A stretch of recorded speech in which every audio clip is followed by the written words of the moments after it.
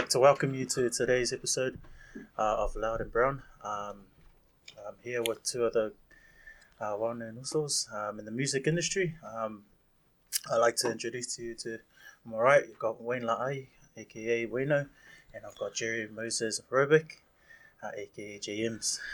Thank you usos for making the time to come through today. Thank you. Yo, thanks for having us. No, thank you. So first and foremost, obviously, how's things? How's things with the family? How's things been for 2020 in general for you guys? Wayne? 2020, I think it's been different for all of us, eh? Yeah, it's a special year, I reckon. For me, it's changed my normal routine. Normally, we'll be, gigging overseas and stuff to do with traveling overseas and stuff. That brought that to a halt. Especially level 4, couldn't go anywhere. Yeah. And but then again, grateful for that time. Because that was probably the highlight of 2020. Level 4, getting to stay home and spend more quality time with the family. Quality time with myself. But no, it was good. I reckon it's different, but it's good. Yeah, man. What about you, Jay? Yeah, pretty much the same thing actually. Before the lockdown and the virus stuff happened, there was a lot of traveling and time away from home. A lot of time spent away from home, really. But once the lockdown came through, it was good. My parents were actually happy that I stayed home because I'm usually just not home every night. So it was good to stay home. More family time as well, especially with my flatmate, aka my nana. But yeah, it's and then after that lockdown, then we was back to gigging, and that was good again. And it's just been back and forth this whole year. It's been a roller coaster ride. But that's what's been going on lately. No, that's pretty cool. The only reason I'm saying is because I know it was pretty hard for musos. You're kind of like self-independent in terms of financial circumstances. So now to see you guys still come out strong on the other side. Obviously, we're back to level 1 now, and it's to see you guys do your thing. And I could tell that you guys missed the stage, but at the same time, man, I'm pretty sure you guys used that time to use productively in terms of making more new music. But in terms of music, we'll definitely touch on that topic a bit later. But what we'll do, just to start us off, we'll get to know more about yourself, Jay Emz, as well as you, Wayno. Where were you guys brought up, or where were you guys born? Were you guys from in the islands as well? Yeah. Just let everyone know. Yeah, well, my name is Moses Roebuck. Born and raised here on the west side of Auckland. Proud Calstonian old boy. Shout out to all the Calston old boys, everyone from the hood. I come from the villages of Saleaula, Lokopa, Faleula, and 100% Samoan.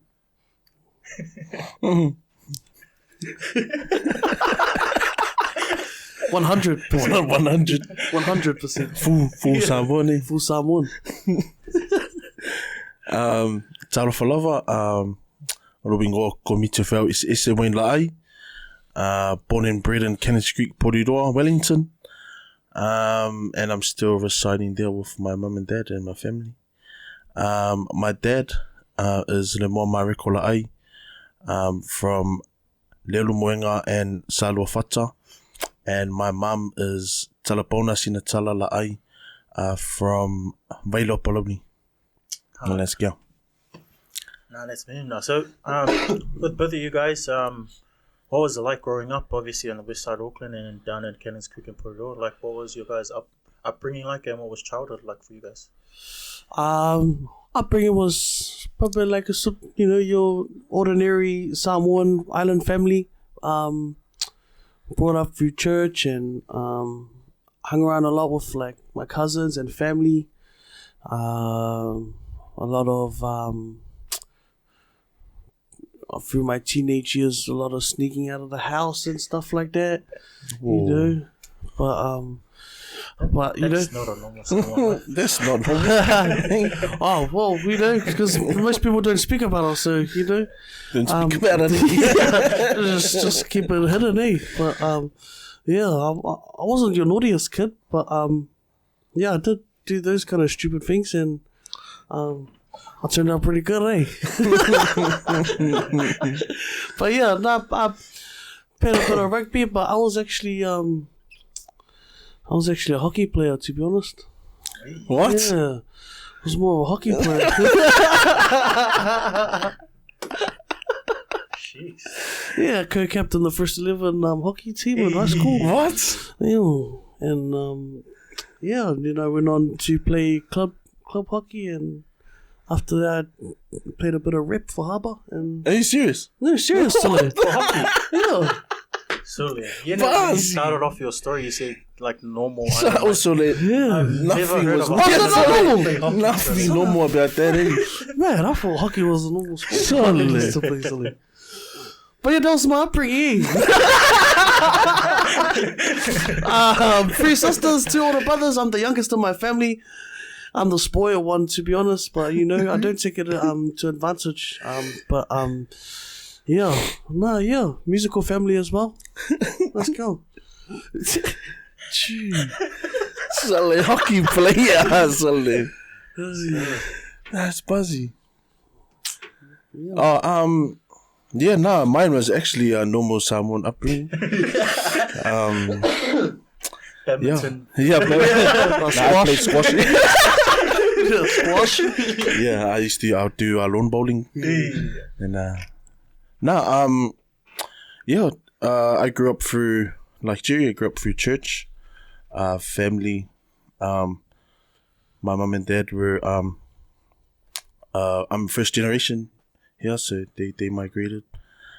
So had, you know, as fresh as you can get growing up. But they also influenced and as a massive part of who I am today, especially with my music and that.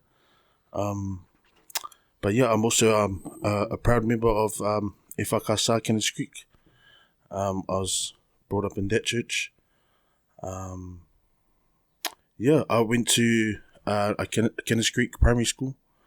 My intermediate was Brandon Intermediate, and Porirua College, and they were all just like 10-minute walk apart. Yeah. So I just grew up in this one area, Kenneth Creek, and that's where I am today. But that's my upbringing. I played rugby.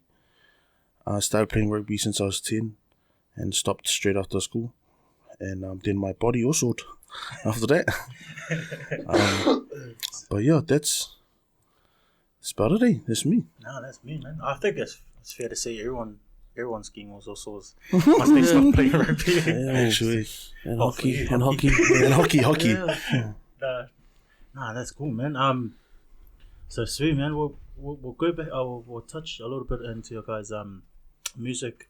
Obviously, you two are both established within New Zealand as well as the New Zealand poly community in terms of your guys' music. But we'll touch on it from the beginning. Like, what was your guys' music upbringing like? Did you guys what instruments did you guys learn how to play? And what was the influence of family in terms of your guys' musical upbringing? Wayne? Right from the beginning. It was always I started in church. I would say, a semi-musical family. Like my family has some people who like are following their music passion. Some people who did.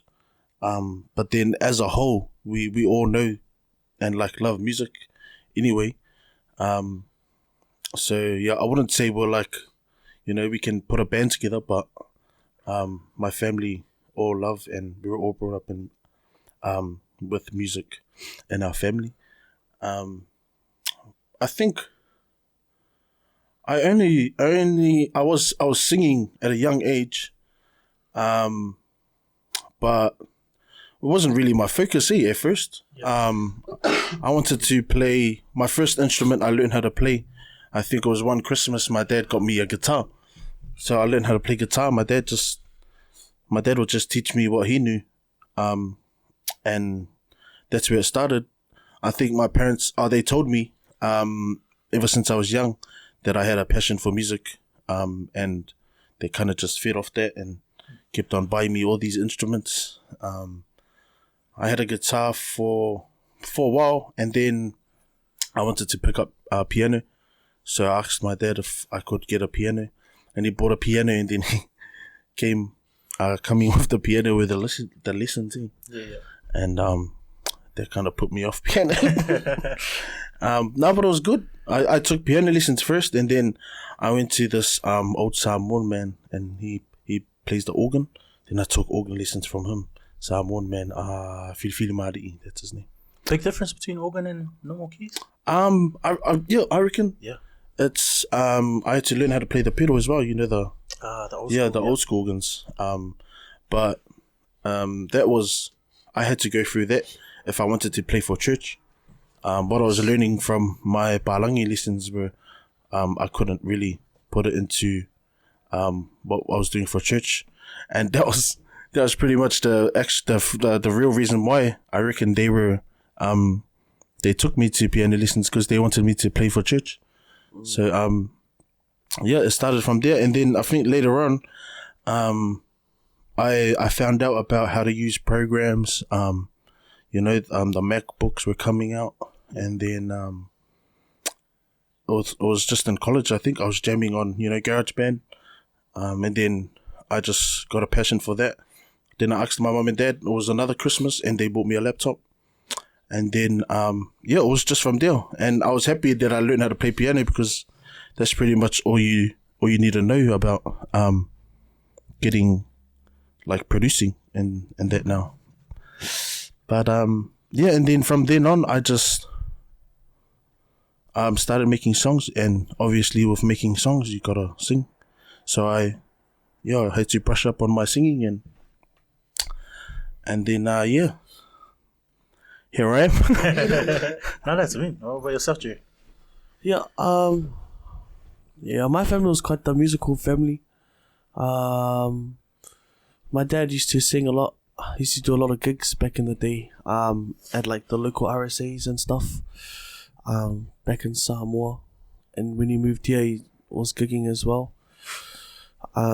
He plays the guitar as well. And my mom's brother is a guitarist, and he played in a few bands as well back in the day. But my parents had a habit of taking all my siblings to learn an instrument. So when all my older siblings were younger, they all learned an instrument, but they learned an instrument, but they never followed through. I think the only people that followed through was me and my older sister. So my older sister plays the guitar and piano. My other siblings learned violin and stuff, but they kind of just wasn't the thing for them. But all my siblings, they sing, and I'm Australian now. Then when I was about 5 years old, my parents started taking me to piano lessons, and that was the first instrument I learned.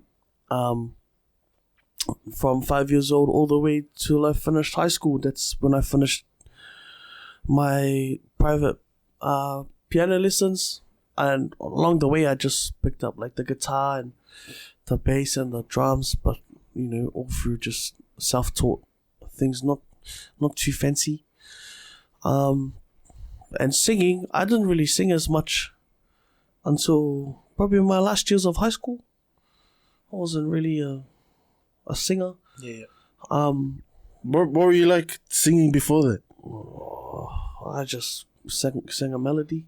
Tune. I was just singing tune. I just sang in the choir. That's pretty much it. The church choir, singing hymns and stuff. And I ended up playing piano for the church choir. Surprise, surprise. Yeah, kind of threw me under the bus. Probably like my third year high school. Yeah. And then my parents told me that I have to play for the church. And it was me and one of my best friends, Ivan. Yeah, we got thrown under the bus, and now we're still playing for the church. That's a blessing in itself as well. But yeah, I didn't pick up singing till probably my last year of high school. I started singing like these a cappella groups in high school and lunchtime and did those kind of jam stuff. After that, I did like a few wedding gigs with my mates. Nothing too serious, and then I joined the Auckland Gospel Choir 1 year. And then that's when I bumped into the Truce Boys. And then that's when I thought of like taking my hobby of music just a bit serious. Yep. And then once I did a cover and stuff, and it started popping, and that's when I actually started taking it serious after that. But yeah. That's me. Yeah, that's pretty cool. I think with most polymusos, you could say most of their early influences are church, I guess. Giving back to their roots, as well as something that I think all of us during our primary and teenage years is that most of those years are always spent at church, and like music is a good way to still be involved, even though we didn't know it probably back then. Well, for you guys, myself, not really a musician, but so being involved within like the church choir, eventually it was always going to eventuate to that to you guys, And that's why we have like really good actors in Hollywood, So yes, because of church. That's true. Nah, man, sweet. So right throughout primary, intermediate, high school, like what place did music have in your guys' life? Like I know some people, music is a sole root of comfort, through difficult times. But for you guys, what was the role of music? For me, I didn't actually. In my primary school and intermediate days, I never. I wouldn't say like listen to music on purpose. My siblings used to just blast songs in the house, and that was my upbringing, just listening to my siblings' music. I kind of, now that I think about it, I used to always like sit in my own room while their music was playing and just sing along to myself. But it wasn't until high school then I started looking. There was a trend like try and find like a new song first day and just be stolly about it, So and then I started doing that a lot. And I found some pretty good Easter eggs, some good songs back then, but now everyone knows the songs. But sorry, Jordan. You're good. Check yours. Because I think he knows you support LeBron. You're good. Yeah. But definitely played a big part during my high school days. Music, from high school to now, I really take music to heart. Sweet. What about yourself, man? For me, I can remember in primary, I was the same, but it was mainly because I'm the oldest, so it wasn't really siblings, but it was my dad. My dad loved music, especially when he was drinking. Yeah. But like I could just tell like that my dad like loved listening to music. Every day he'll just blast music, like whether we were doing fe'aus or he was drinking or just other stuff. I can just remember music always blasting in my house. And that's when it was massive at the markets too, go to the market, and my dad was the one who would go and get the new CDs of but even before that my dad had all the vinyls And I used to cassette tapes. like whaleanga his vinyls, and I'll go scratch on it. But he had all the vinyls, and then like growing up now, and like remembering those vinyls, it was like the Beatles and all of that. Yeah. So I knew that, or like now I know that my dad loved listening to music, and then it just naturally, you know, came to me when I got older, and then I started loving music. But I think I'm the same. It was like first years of college when I discovered, you know, like Langa Savia, Kuini, Fiji. When I started to discover those guys, I remember the feeling that they would give me just listening to their music, to their sound. And then getting a little bit older in my college years, I would remember all the fob jams that my dad used to play. And then I'll fall in love with those again. But yeah, it was because I kind of started in college. I was about 15 or 14 when I started trying to make my own music. So then it kind of changed from there. Once I started my own journey, I started like listening to music on purpose, trying to find ideas and all of that. But before that, I can remember all these heavy inspirations coming from my dad. And then obviously when I started my own journey in music, that was that. That's cool. That's I guess where you left off is a good way to probably break into the next question. Who were your guys' early influences in terms of music or your musical passions? Like, who were the influences that carved out, probably musical influences that carved out the role that you guys play in the poly community right now?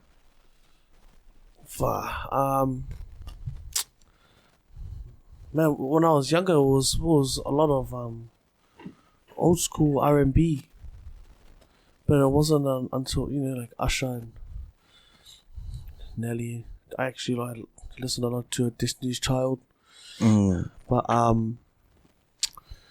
Atomic Kitten, yeah, silly. But then it wasn't until intermediate, and actually high school, and I found my love for reggae.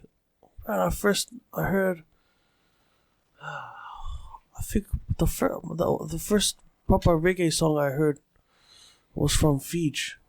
I can't even remember what song it was, and I'm pretty sure it was Sweet Darling. But once I heard that, and then after Sweet Darling, I just heard a lot of songs after that from Kiwini, Langa Savia. That's when I was like, oh shucks. Oh, Ivan, my best friend Ivan started playing all these reggae songs.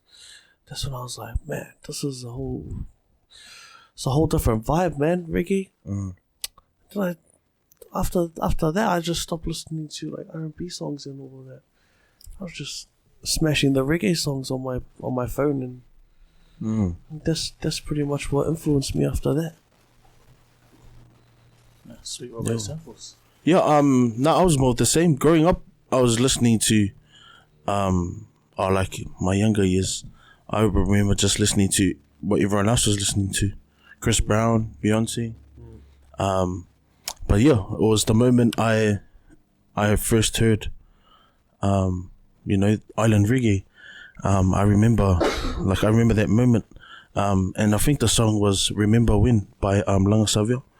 I think that was the first song I heard. And I was like, whoa, like, what's this say? And then I had mates, my boys in church, who were like older than me. And then they were showing me more and more stuff. And then that's when I got all these, like, my influences from. My first like island reggae artist that I was listening to hard out, massive influence would have been Langa Savia. Langa Savia was the first guy who I was like, man, what's that? Like, that's mean. That's cool. Like that's mean, man. Like cool. harmonies and all. Like yeah. that was the first time I heard like that kind of stuff. Langa Savia, and then after Langa Savia, I started listening to Queenie when he released his album, his independently bizarre album. And then the funny thing is, I found out about Fiji like late, like real late.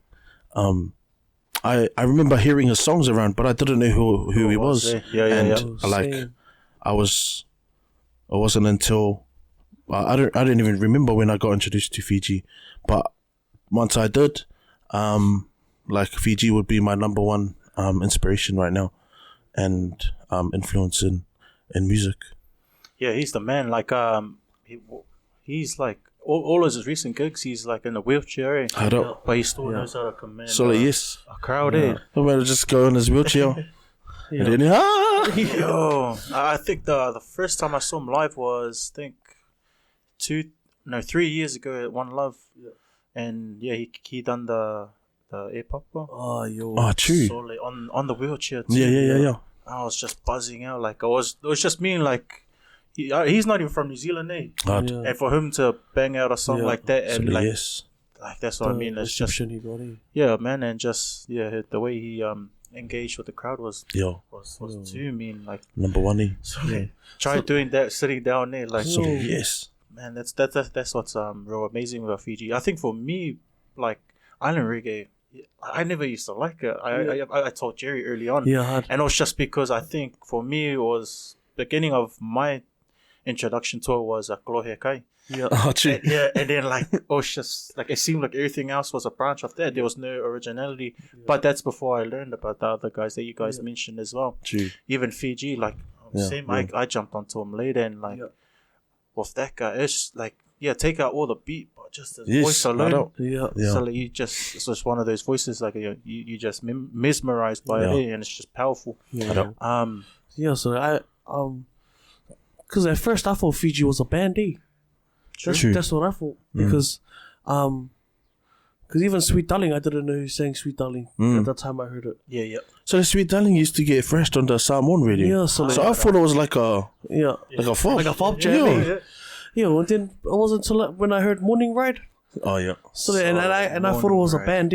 True. When I was I thought Fiji was a band when I heard Morning Ride. Then it wasn't until later I discovered that Fiji's not even a band. It's an actual guy. Bastard. He's the man. I thought Fiji was an island. He's a singer. But he's Fijian. He is Fijian. Oh man. Nah. Yeah, he's Fijian.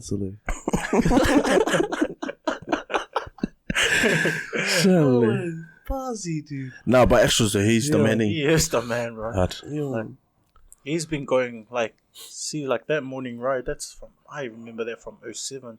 So he's been going strong for over 20 plus. 20 plus, 20 plus years. That's mean, man. What about in retrospect for you guys? That's a dream to still have your guys' music be jamming for that long. That'd be pretty cool. That'd be pretty cool, man. But just to make a song that you make now, and then 20 years later, everyone's still relevant. Yeah. That's he's got a lot of songs like that, though. Like his music's timeless. It is, bro. Sweet Darling, solid. So now it's still played at socials, birthdays. Brother. He's pretty good. He's pretty good. Nah, sweet as. So for like obviously growing up as well, what were some like musical highlights that you guys like experienced for yourself, whether it was you guys performing or like you guys witnessed? Like what were some highlights in your guys' music careers? Since we're talking about them, one of my like ultimate highlights would have been my first time seeing Fiji, and so I was underage too. But I had a fake license. I didn't have it anymore, so I can expose myself. I had a fake license. My auntie gave it to me. So she used to work at VTNZ. I was 16, and I had a fake license. I was 18 on it.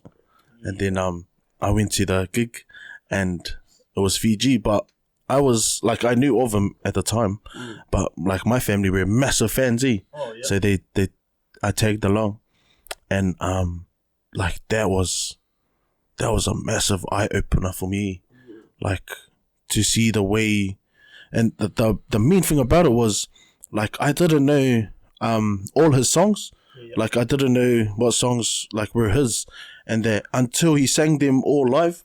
And I was like, Solid, is that you? Yeah. Like, are those all your songs? God. And then, like, experiencing it and watching him, like, the way he controlled the crowd, the way he ran the show, how charismatic he was. Was he up on his feet at that time?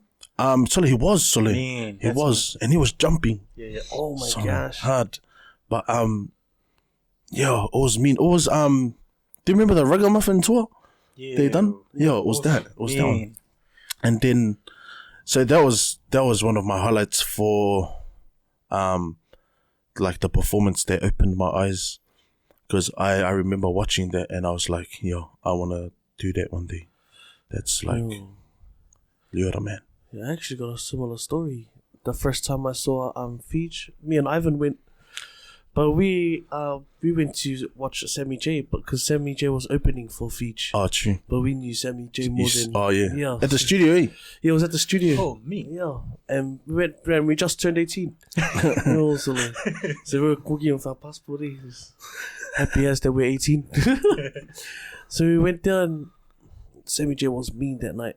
And then Fiji came on.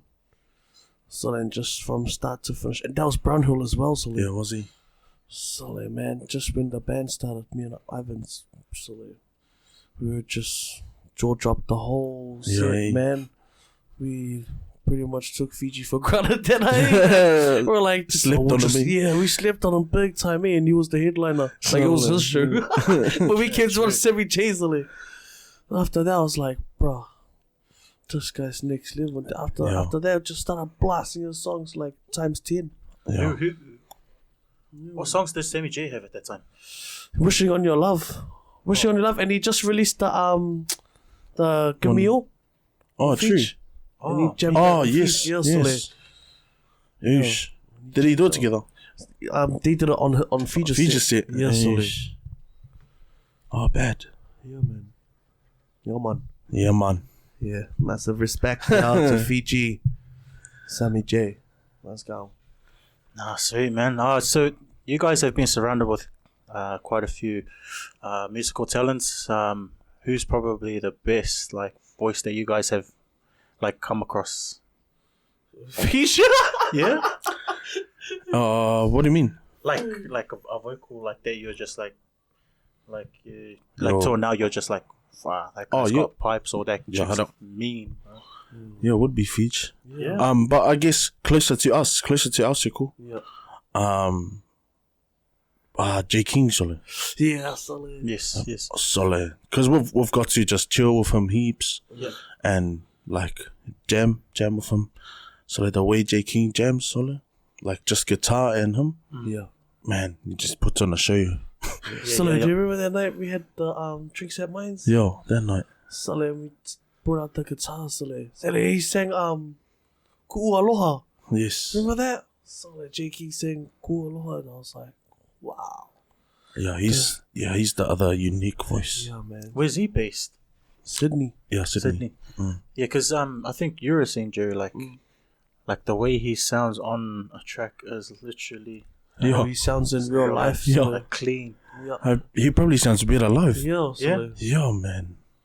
Just brings that next energy. But even the sound of his voice, that's what makes him unique about himself, eh? Like, no one sounds like him, man, but himself. Yeah. I think the other thing is he knows how to use it. Yeah, he knows how to use it, eh? Yeah. And like when he jams, there's people who jam like, and that's jamming, eh? Solid. King is like straight feels when he jams. He's just like he'll take you to the moon and back, solid. Straight up. Man. Who else? Stan Walker's badass. Yeah. Oh, Stan Walker, yeah. Stan Walker's got a mean voice life, man. Powerhouse. Yes. Even his covers as well, pretty strong. Yo. For me, would probably be the main singer of 660, the lead singer. Oh, yeah. I've heard him live in a cappella. Yeah. Oh, like just at concerts. Oh, yeah. Like, and you know when they break it down and he just goes, Yeah. oh, that same concert, what was it called? One Love. Yeah. That was their first time closing, Oh, true. and that was before they went massive. Like massive. So they Like stretch massive. pretty much what LAB Yes. said when you Hard. guys were jamming there. Yeah. Because so they closed off and everyone was on the same buzz as well. Like, oh man, who are these guys? Yeah. And then Sole, the man, like he just, I forgot. I think it was is it Mother's Eyes, something like that? Yeah, it would be. Yeah, he sang the a cappella, like True. the first verse. So and that was like that's when I was like, bro. So I've never seen a white boy with this. Yo. But then again, the LAP guy, I've never seen a white boy with a voice like that. Sully. And he is bad. And he's man. bad too, Yeah, eh? he's mean. Sully. Even on him and the cat. Yeah, his acoustic session at My Fib. Did you watch that? Oh, one? yeah, Me yeah. and me. That was That's mean, right. man. Yeah. That was awful, eh? Yo. That's right. Yeah, he was bad. So, oh, you remember Mike Love's set at One Love? Oh, yeah. Man, Sully, Mike Love. Mike Love. Have you heard of him? Nah. So, I think he's from Hawaii. Yeah. But so if you look at him, little Rasta looks like a hippie. But, White dude? Yeah. Yeah, white So- dude, so, blonde hair, but it's dreaded out But and it's like dreaded. he's got a beard like Santa Claus. Yeah. Straight up. Yeah, Sully. But man, he plays around with this loop pedal, Yeah. bruh. Deadly, man. Did he have a band or just him? He had a band, Yeah, the band. Yeah. but there's one song he did and he just jammed a loop pedal. And all his instruments were like, sorry, it's because of you. He knows your Lakers song. Yo, good. He knows your Lakers. But yeah, he jammed all the instruments were from his mouth, but the way he played it, it was words as well. Oh, mean. And he just put it all together. Badass, man. Yeah. So like, that's like next level talent, eh? Like when you can, you already know the final product before you even start. Yeah, that's what he done. That's what he That's did, man. mean. That's Like, exactly what he done. yeah. And he started in different places. Yeah. Yeah.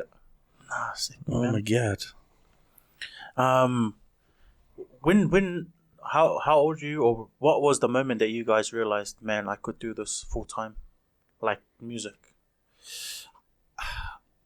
Wait. I think it would have been one of my trips to Brisbane, and before that I was doing I wouldn't say dumb gigs, but I was doing gigs like they don't look like my gigs now. Yeah, Like, just normal gigs. But I heard from different people, they were like, Sully, you're like really big in Brisbane. You need to go Brisbane. And yeah, I just slept on it. I was thinking, oh yeah, that's what they said about when I first came to Auckland, but all good. And I was just, I slept on that, and then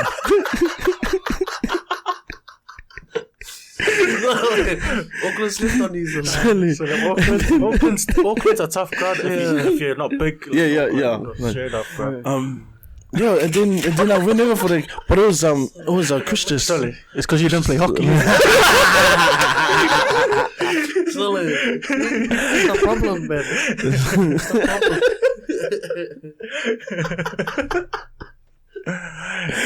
Nah, but I love Auckland now.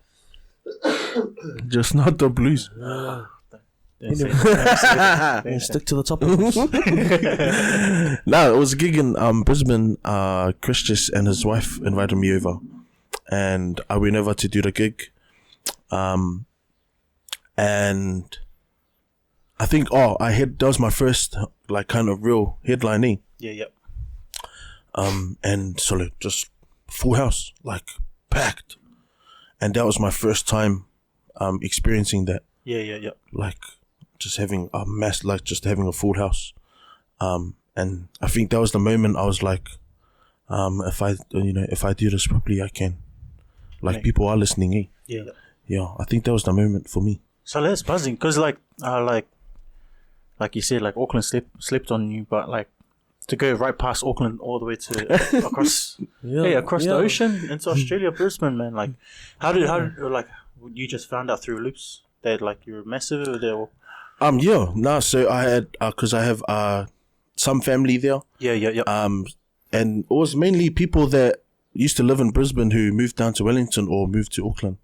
Oh, and they were telling me that I was popping in Brisbane, and then I'll get messages like, come to Brisbane, stuff like that. And then I got the opportunity from Christian and his wife. Oh, sicky. Yeah. So did he open for you guys? Or so it was their show. On the night for you? They put on their show. Yeah. I wasn't actually like the headliner. It was just a show for us. But the way they ran it, you were the fine way. Yeah, I ended up going on last, and like that was my first experience of, like the crowd was like chanting my name, and I was getting ready to go on. Yeah, like that was my first experience of that. Yeah. And yeah, it was cool. Nah, that's me. It was cool. What about yourself, Jerry? I thought my last year of high school, I thought I'd be doing music. I thought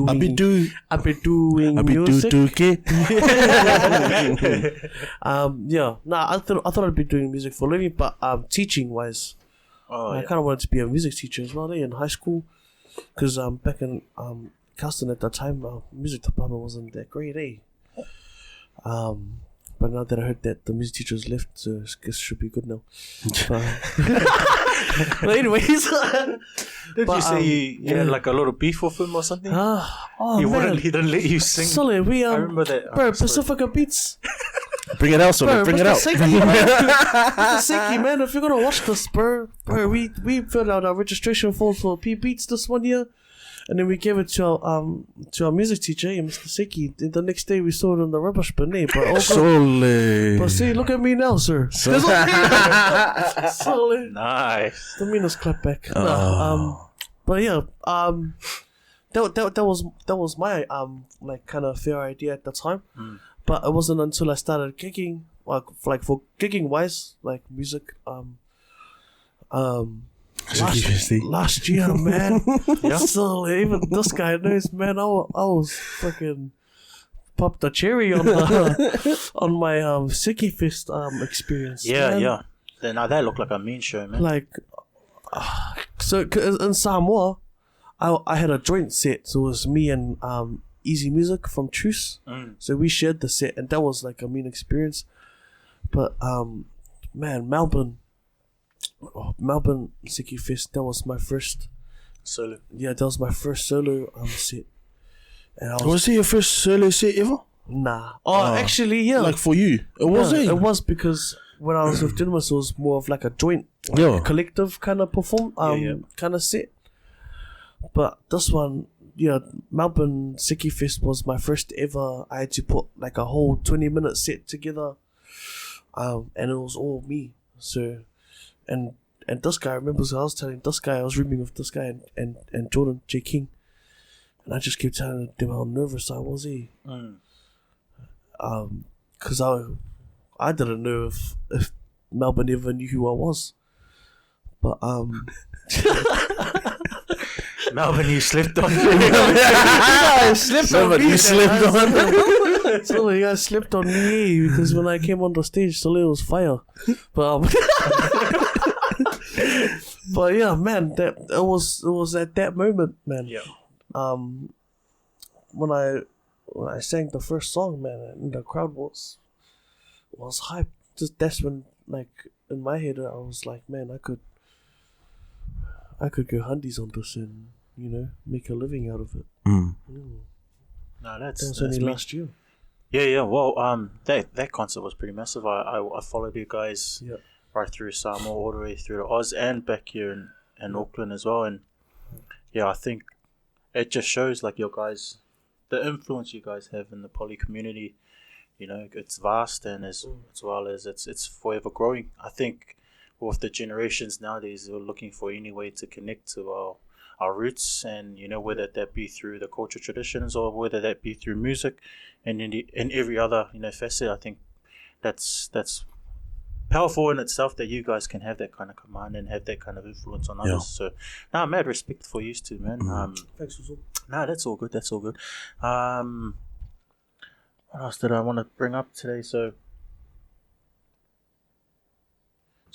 what's it actually been like? You know, like being a full-time muso. Like what are the ups and downs of being a muso? I guess for me, Wayne. Let me think about this one.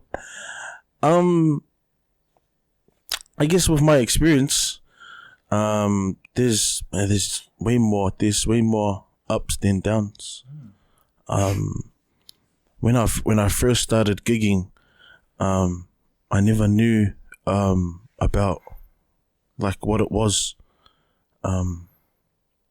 like what it was gonna be like, and so I came in scared, and then I came to realize, like, once you start gigging with everyone just knows everyone, eh? Yeah. Like finding that out now, that's like mean. Like when I first found that out, actually, I was like, so that's mean. Like everyone knows everyone. Yeah. Like when you're gigging, eh? Yeah. And yeah, I'll give a shout out to Jay King, because Jay King kind of took me under his wing when I first started gigging, and like he looked after me. He knew what the industry was like, and I kind of, when I first started, I was doing heaps of gigs with Jordan, and he kind of just showed me the ropes of everything. And then as I met all the other musos, it was the same thing. Like everyone just like treats everyone like, once you make it there, everyone's it's just a massive muso family. Yeah. And that's one of the many ups of it. I think when it comes to downs, it'll just be sometimes I'll get tired of the traveling. Yep. Not the literally traveling, but just of like leaving home too much, and then especially when you have like your set routine at home, and then you just gotta like up and leave all the time, and then like coming back home, then finally trying to get settled into home again, and then you have to leave again. But that's not really a down for me. It's just one of the minor struggles you get with the muso business. But I'm loving it. I'll definitely say there's like way more ups than downs, and my experience so far has been nothing but a blessing. Yeah, I think I'm the same thing. Way more ups than downs, to be honest. Even if you're not even gigging, but you're hanging out with your muso friends, that's so much fun, man. And even when you say, like, we always tell each other like, okay, we'll link up and we'll make some music. We don't really end up we link up but we don't make music here, but it's always a fun time, eh? Yeah. We always just get carried away of the stuff that we do, and always joking around, and that's the cool thing about meeting new muso friends and creating bonds and stuff, friendships as well. Like what Wayne said about Jay King taking him under his wing. Like even after Seki Fest, Jay King and this guy kind of helped me out heaps. Just making me feel not as nervous as I was when I started, because we pretty much after Seki Fest we kind of got put together for a lot of gigs. So it was kind of like I felt confident knowing that the Wayne and Jay King were doing the same gig as me, because kind of like didn't make me as nervous as I was. And and all the tips and tricks that they taught me along the way, and it's really paid off now. And now there's like new artists as well starting off, and it's like we're doing the same thing. Hey, yeah. It's been really cool, eh? Yeah, that's real awesome that you guys are obviously knowing how you guys came through the industry and how daunting it can be, but now you guys are, I wouldn't say the older statesmen, but like you guys have learned enough to, be able to take other young up and coming artists under the wing and guide them through the industry as well. Because like you probably pointed out as well, Wayne, is that it is pretty daunting. Like when you're, especially like it's all good when you're producing and making music at home, but when you're putting it in front of people, like it's good once you learn the ropes, but it's even better when you have someone there like guiding you along the way as well. No, that's awesome. What's the creative process like for you two? Like when you're like with either you covering a track or when you're making your guys' own music, like what's the beginning, what's the middle like, and then what's the end process that we get in the tracks that you guys have released already? I guess my process would be much easier than Wayne's process because I'm not a producer. I get beats off other producers, but the process for me is more of a writing and melody process, just writing songs. But that really just I get my ideas off the beats that I get off producers. Yep. Because because a lot of there's heaps of ways that musos go about starting their music and songs and stuff. But for me, it's I can't work off scratch. Yep. I gotta hear something to like feel a vibe, and then I can work off that. So that's my process. Like I hear a beat, and then I go through some cadences and some melodies, like just hum it along. Then I just put some words into the melodies, and hopefully it sounds good at the end. That's kind of my process. Wayne? Mine. For my process, it's always different. It's never the same. I would say similar though. My process always starts in my head. I'll just I'll just, whatever I'm doing, I'm always just working in my head, just thinking of ideas in my head. If I was to hear like a song on the radio, and then I'll just play with it in my head, kind of thing.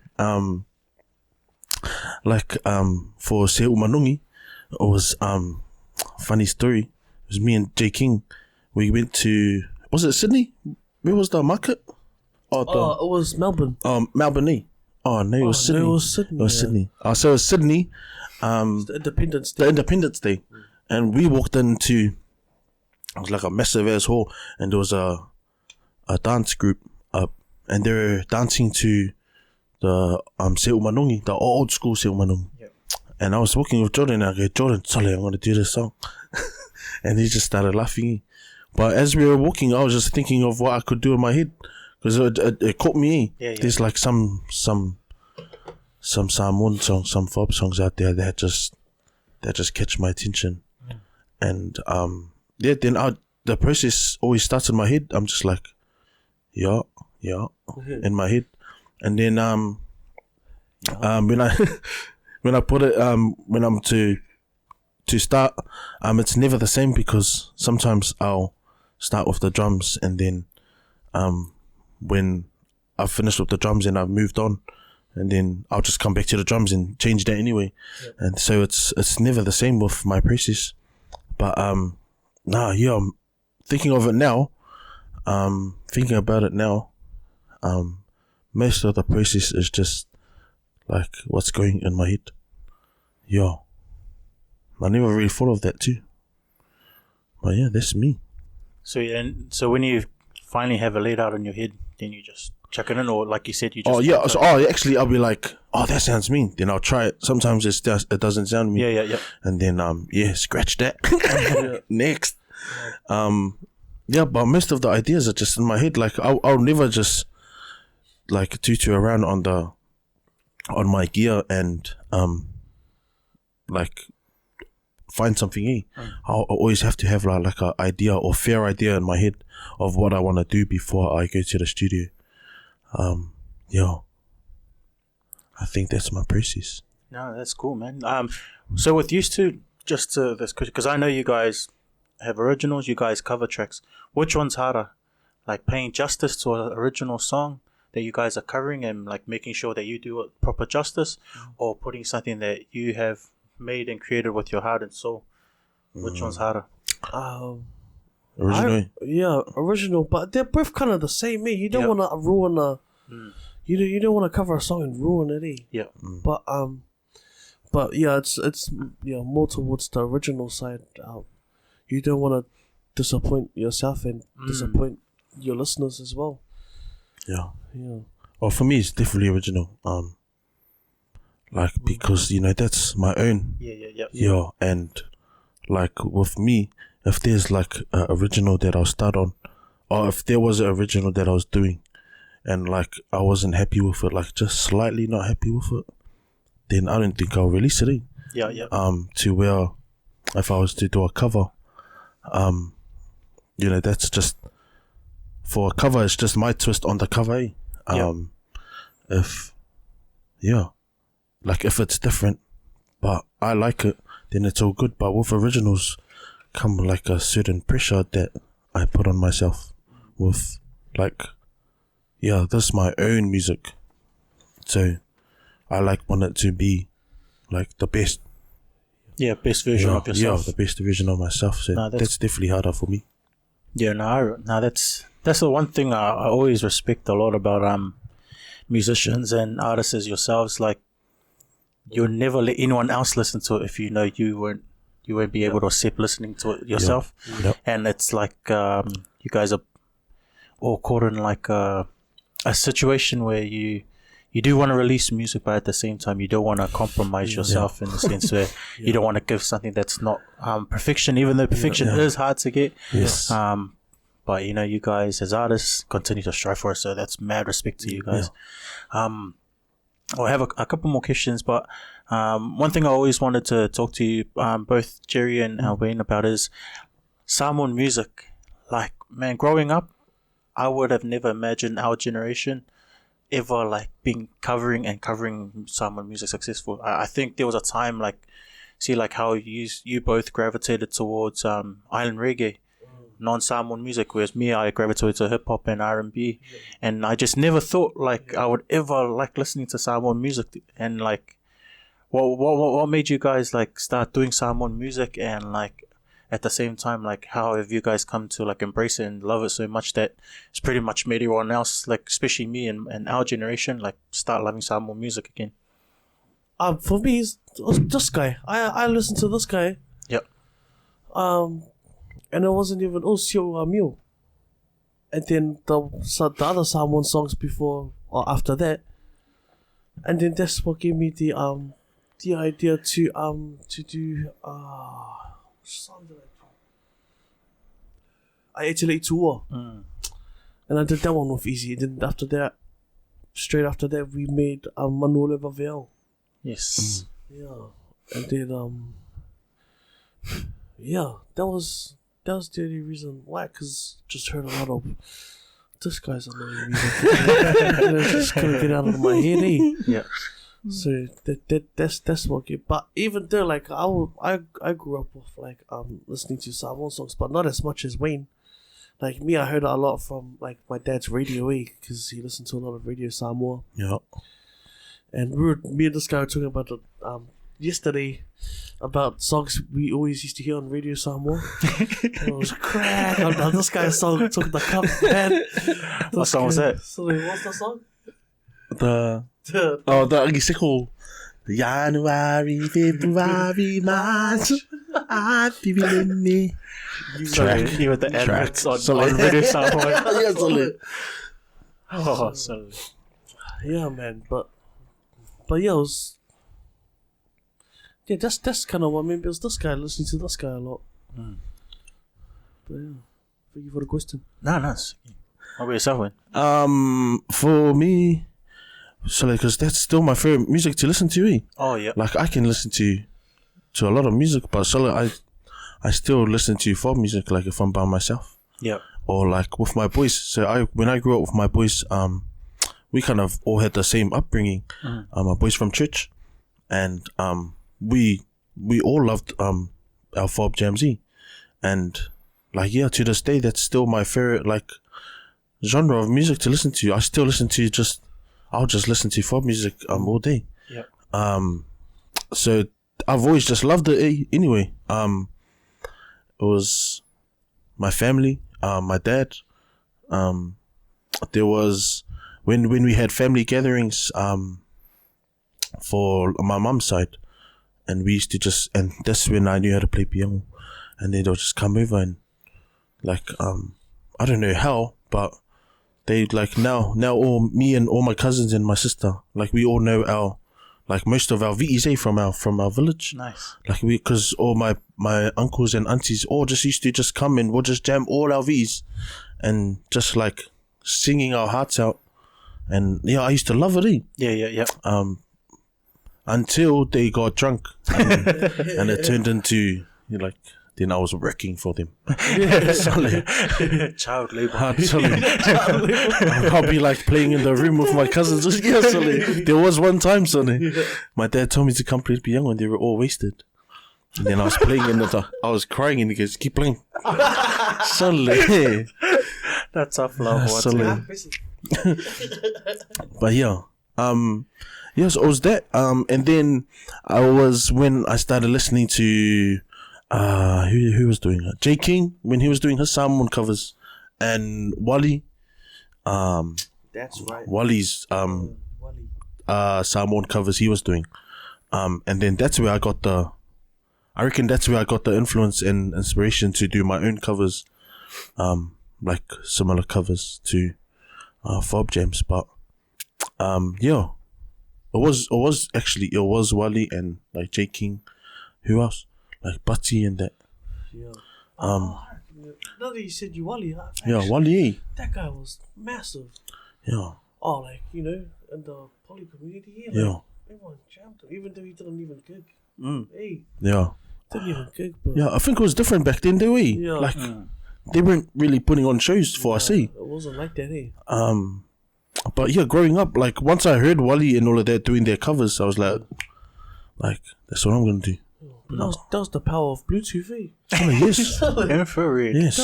Infrared, something. All the way from Australia, Yeah. So that's me. The only reason I want to segue into another question is that what's the influence of technology in terms of your guys' music and just the music industry that you guys are working in at the moment? So that's next level. That's the reason why like a lot of people know us. Yeah. Just through social media, because with Manu Ole Vaveao and stuff, we didn't we just posted on YouTube. We didn't really promote it as much. Yeah. But once we did the Sing To You with me and Ivan did Sing To You with Dunamis, and we chucked out the video clip on Facebook, bro, it was just like overnight, like it just went viral. Yeah. Yeah, so that's the internet, man. It's helped. Oh, it's helped all of us. Yeah, pretty much get us to where we are right now. Yeah, that's the game changer. Yeah. So when I first started, I used to upload my videos onto Facebook. Yeah. And then I found out about SoundCloud, and all of that. So I was just pretty much like you pretty much have the power to do your own promoting. Yeah. And that's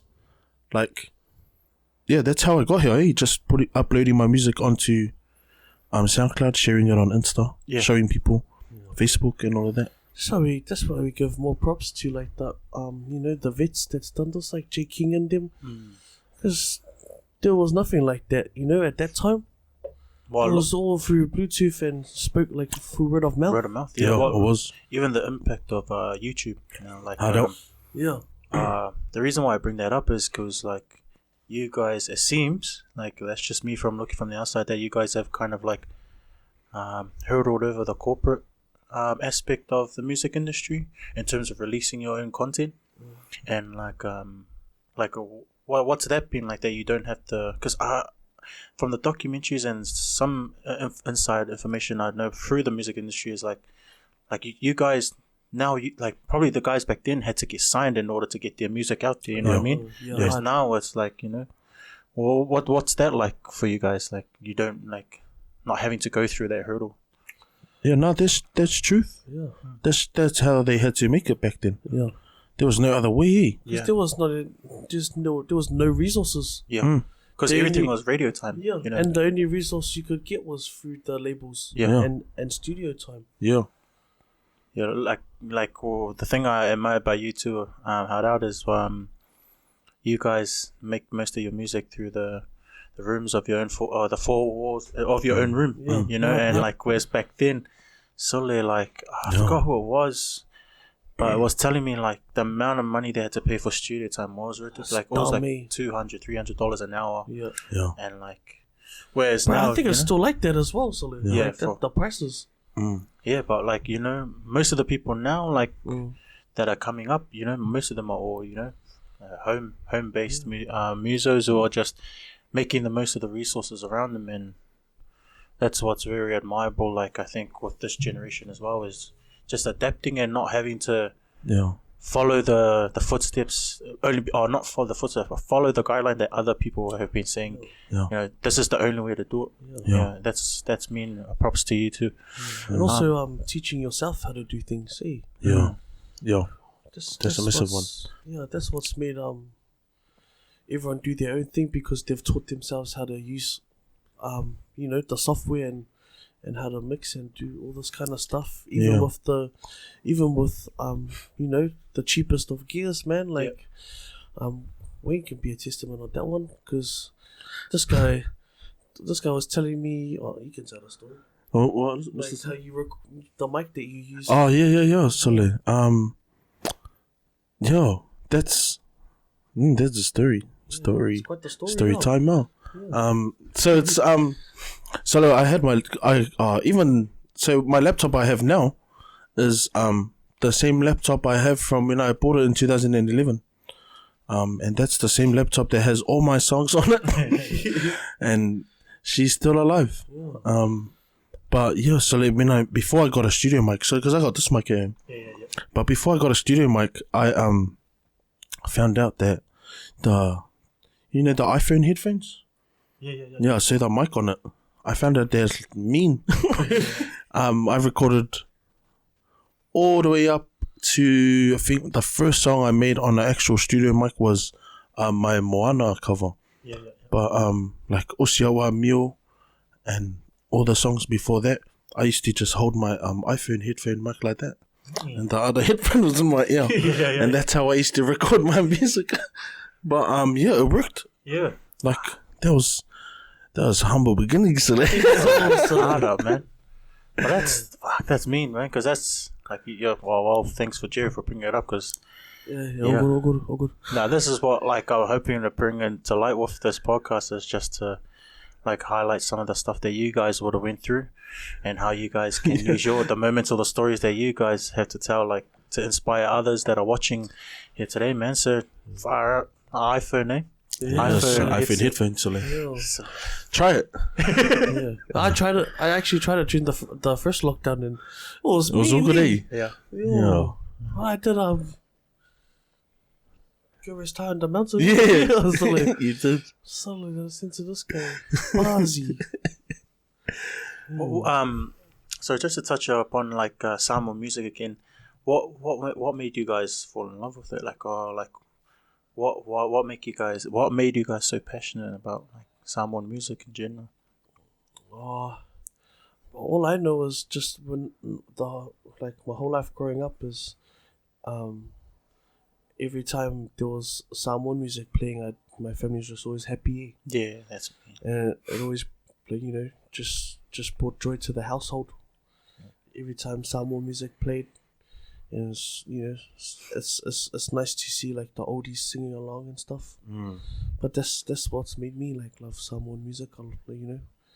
As I was growing up, was just seeing the joy it brings to your oldies and your family. Yeah. The one thing for me would be just the sense of pride I get from singing Samoan music, making Samoan music. Like I'll have times in the studio where I think it was when I'm not gonna lie and say the wrong song. But I was making some song, and it's happened a couple of times actually. But it'll never happen. I know it'll never happen if I was to make an English song. But it was a Samoan cover that I done, and like while I'm recording it, then so I'll have like tears now and then. And I think it's just a sense of pride that I get from making it. But then there's even times where, like listening to Samoan music, where I'll get like real emotional. I'll get real emotion. Don't get too emotional. Yeah, so. But yeah, even when, because like even like with my family, how we used to just jam like that and do our VEZ. And it's just a sense of pride that I see around and that I feel. I reckon that's what gets me. I was telling Jerry before, or this other time, that like I loved doing my Samoan covers and all of that, but I always wanted to use it as a leeway into making my own stuff and eventually trying to branch out into you know, Palangi music and all of that. Nice. And then I told him that I don't think I'm going to. Yeah. Just it doesn't hit the same way with me. Nah, fair enough. But yeah, that'll be number one. The sense of pride that I get from making it and listening to Samoan music. Yeah, and talk about pride, man. Solid.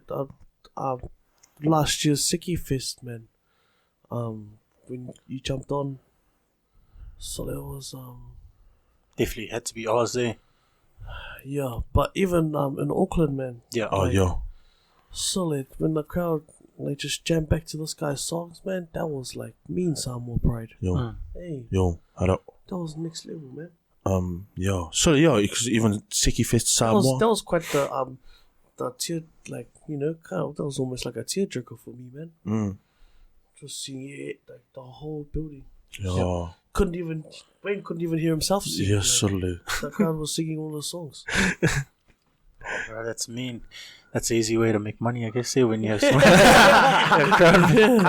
That's sick, man. Oh, man, I know, sorry, a few more questions. With you guys, what's it like now when, like, say, like, you drive past or, like, you go past and you hear someone playing your music? What's that moment like for you guys? Like, what was it like when you Why guys... are you laughing? At the beginning? or what was it like at the beginning? Like, obviously, when you first guys released your guys' content and compared to now? Oh, man, nah, frick. This guy's story the other day was just middle age, man. Cracked me up, man. But, frick, from when I started, when I released music, no one even noticed me, to be honest. It was just this one thing. But, it wasn't until like, YouTube. Yeah, YouTube. Frick, this other day, I was probably like the first week we released YouTube, and I was at Sylvia Park, grabbing breakfast, and I walked out of Sylvia Park, and there was a construction truck driving towards me, and bro, they were blasting YouTube.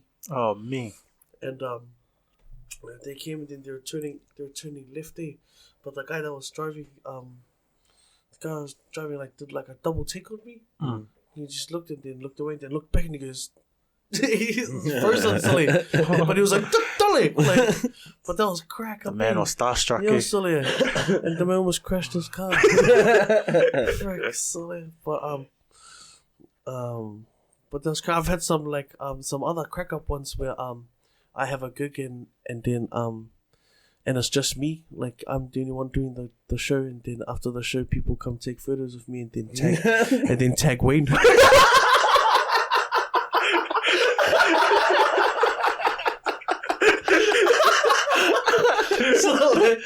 so I had a gig in Melbourne. It was freaking crack up, man. I had a gig in Melbourne, and it was me and Bitna Brown, and it was just me and Bitna Brown. But I think because I sang what's the Samoan song I sing in the La Mepa. La Me Paso Solo. And I think it's because I sang like Dessa one song. I think some people just thought I was Wayne. And then after my gig, went downstairs and I started having a mean conversation with these two guys, like a good solid 30-minute conversation. And then I got to the point where I had to go and I said goodbye to him. I was like, sweet, later boys, shook their hands and sweet. And then Seki so later Wayno. And that really pissed me off. It really grinded my gears. Man.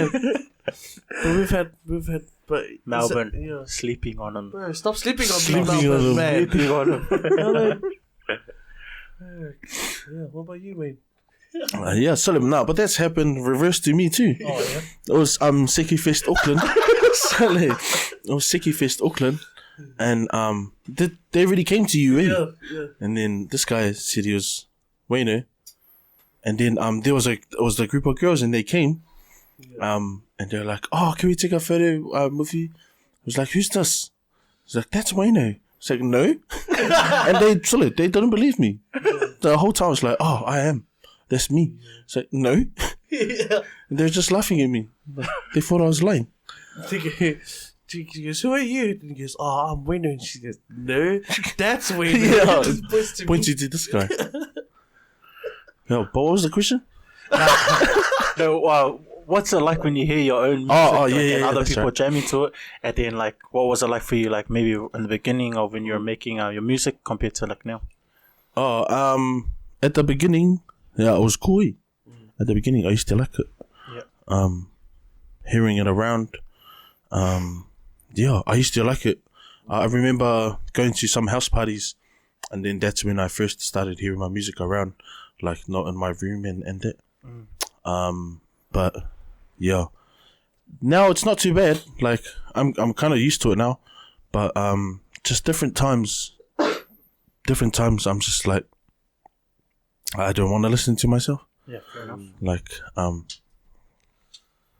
because me, if I was to work on a song, that's the only song I'll be working on. I mean, that's the only song I'll be listening to up until I finish it. Yeah. So then, it's still cool if I was to hear it around, but sometimes, like if someone was to play your song and go, "Sale," that's mean. Yeah, it's different though, but overall, I don't really mind it. I like it though. It's all good. Yeah. No, you got to embrace it, and I think, man, if I ever had a song like as popular as your guys' song, man, I'd be happy as like just to hear someone, because what you guys probably are just being a bit modest at the moment, but like what you guys forget is that like most of your guys' music brings joy to other people, man. So like, maybe it might be just you guys being modest, in front of the camera, but man, for me, I'll be like, yo, that's me. Like, and what about your parents? Like, do they share in the same pride in your guys' achievements? Yeah. Because at first my parents didn't want me to do music. They just told me that it wasn't a good avenue. Yeah, it wasn't it wasn't a stable job. Music until until music started, putting money on the table, and food in the mouth,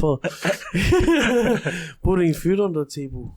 But but now my dad, like, he doesn't say much, to me about my music, but I'd be sitting in my room and I could hear in his room that he's playing my songs. So, yeah.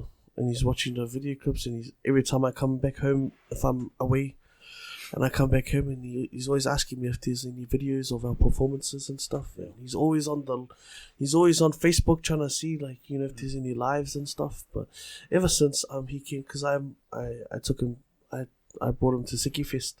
Yep. And that was the first time he's watched me perform live. Nice. And I think it was from that night onwards. He kind of just respected my grind, Yeah. So how big it really was, he? Yeah. For me, what was it? Like no, just your parents. Oh yeah. So no, my parents were yeah, it's not common, but my parents supported me from day one. Nice. They, kind of going back to how they saw at a young age I was real passionate about my music. So they kind of just let me do my own thing and let me do music and chase it as a career. Yeah. As like what I'm doing now. And that's been massive for me too. But especially my dad, because my dad used to just do everything for me anyway. Even when I was playing rugby, like I'll go to all my games with my dad. And till now, my dad's like my number one supporter. Nice. He'll tell, like, he knows about all my gigs now because, like, he's on Facebook too. It's like my dad, man. Now my dad knows about all my gigs. Like, I don't even have to tell him I'm going Auckland. He'll be like, oh, when are you going? Yeah. And the number one thing about my dad is like, he wants me to do originals. Nice. He's sick of my covers. But he always gives me like advice just driving to the airport and that. He'll always give me advice about. It's just like when he used to give me advice about rugby too. Yeah. Driving to the games and but my dad, whenever he can, he always comes to all my shows. Especially like in Wellington. Yeah, he's even driven up with some of my family to Auckland to some shows when he's free. But now I got massive support from my family, especially my parents. Nice. No, that's sick. Yes. No, that's awesome to see that your parents are, I guess, sharing the same. Like I think if everyone that probably doesn't know you guys on a personal level are happy with your guys' music, and it's just me and I like, especially with that older generation, they kind of like things are set way in the sense of like they want it. How they grew up with their music, they want to play it this way. They want it to be done this way, that way. So I think, thank you to your guys' music. It's helping to change the culture in the sense like, in terms of music, like it's helping our parents to like appreciate that there are different versions to that one song. Maybe it might be not the same as the way they grew up on it, but now more and more of our parents are giving like new music a chance because some of the tracks you guys are releasing are bangers. So. Awesome for that, man. Thank you. Sweet, man. Was there anything else you guys wanted to talk about? No, not me. No, it's just up the blues and everything else. What do you guys want to talk about? How you guys want to three-peat? Or no? Oh, silly. No? Cut. Actually, I'm All Blacks. Yeah. Silly, even the All Blacks lost. So we'll touch on a few topics outside of music quickly. What's the future looking like for the Hurricanes or something? Saleh, we're looking dangerous. Yeah, because we've been rebuilding for ages. So, we don't need Burden anymore. Yeah. And TJ apparently no. Oh, TJ's leaving. Yeah, that's right. Now we don't need him. You guys just signed that new that youngster, that winger. Who? There's a new winger they got signed to the Hurricanes. Balangi? Yeah. Oh, nah. I think he's like Maori. Oh, I don't know what you're talking about. We signed Jules. Sad. Nah. So the usos gonna come and play second five. Yeah. Man, it's I think with Jules it's his confidence. It's knocked all over the place, man. And like he's not the same player anymore. Like the way they used to run, it's just the way he plays, man. It's not the same confidence and things. Different headspace now. Yeah, way different, man. And that started after the World Cup where he was mean, man. Yeah. But man, I hope he does come right, man. Like. Yeah, hopefully. Like for his own legacy, like bro, cause like you're a hard out Hurricane fan, and even that was a pretty poor signing. But it is what it is. Yeah, it is what it is. Got to make do with what we have. Whereas the Blues, what's our future looking like, Jerry? Oh, sorry, very fruitful. Yeah. Very Are you sure? Yeah, we just signed Dylan Hunt, Nipolo Lala. All the Auckland boys are coming back home. I think what they've got going on at the Blues headquarters is promising, especially in terms of the culture that McDonald is trying to build. Now it's just more putting it. You can have all the names. I guess, on paper, but if you don't put the results on the field. Yeah. Yeah, man. So, well, the Blues future is looking good. Very good. Yeah. No. Yeah. No, it was a great comeback from the Blues, eh? After, but no, it's looking promising. Yeah. Oh well, it's good to have his back. We're gone. Yeah. No, we were just showing the talent around here. Like, we didn't want to. Thanks for the talent. Yeah. Look at all the Auckland players that are doing well everywhere else. Nah, man. What about with your guys' fitness journeys? I've been closely watching your guys. Yeah, fitness. about that. Man. Yeah, about that. Nah, it's been actually going good, eh? This past 3-4 months. Been doing a challenge every single month, eh? Hey, man, like, look at you guys maybe 12 months ago. But then that was probably on the back end of, like, you guys would have had some benders. Like, that's right. ultra. Ultra like, benders, that was, man. 3 months of just... And eating out as well. Yeah. So, what's that like, trying to maintain a fit life when you're a muso? So it's hard, eh? For when I travel, it's hard. I done a challenge in Wellington, but it was like at the back end of the level 3 lockdown. Yeah. And I knew that to do this challenge properly, I had to just cancel all my gigs. So I had no gigs for 6 weeks, and I just done that challenge, and it was good for me. And then like I'm currently on the challenge now. But I'm not. Yeah, it's like me coming to Auckland and like traveling during this challenge. Nah, I can't do it. No, especially when Jerry's mom is like cooking on a Solid, straight up. every night. Even when I'm on the last challenge I was on, then this guy came, and I was fully focused there. But then once this guy comes, man, he has a way of luring me into this hole that just I end up just boxing it and just drink and then go to Denny's after work and freaking stuff it up. But then what makes it worse, the man records it and then everyone just gets angry at me. Yeah. But the finish, Johnny, are you finished? Yeah, I'm finished. Yeah, nah. So last week I tore my hamstring. And so I've just started my new journey of rehab.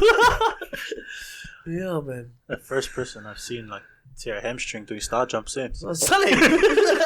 Were you doing star jumps? Nah, correction. It was sprints. Eesh. So just doing sprints. Yeah, I didn't do. But then that was at the back end of a freaking 5-day bender, man. It was. And I had jack water that whole weekend, the whole of the week before that. Then I came back and thought I could just go hunties at training. Oh, this was when you guys went down to Christchurch, eh? Yeah, man. Yeah. And so I came back and started training hard out. But I wasn't downing enough water. And then that training I had, I didn't stretch. I just trained straight away. So then just did the sprints and then... So then later about American Sniper, so they sniped at me at the back of my leg. Nah, man. It must be hard. Like, I think like what you guys were saying is routine, eh? That's the routine. Hardest part, man. Oh, Yeah. man. Like the reason why I brought it up, I reckon you guys are looking pretty good, man. Like doing really well. So keep it up and make sure to not go backy.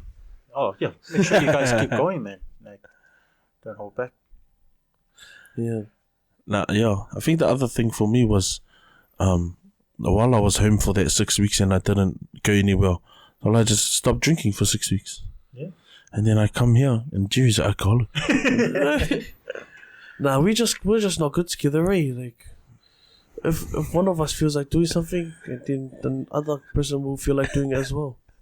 So it's not a good combo, eh? Nah, sweet as. I'll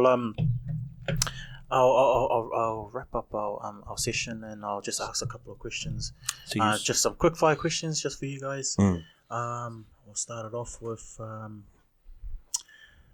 if you guys had to have a dream collab, who would it be?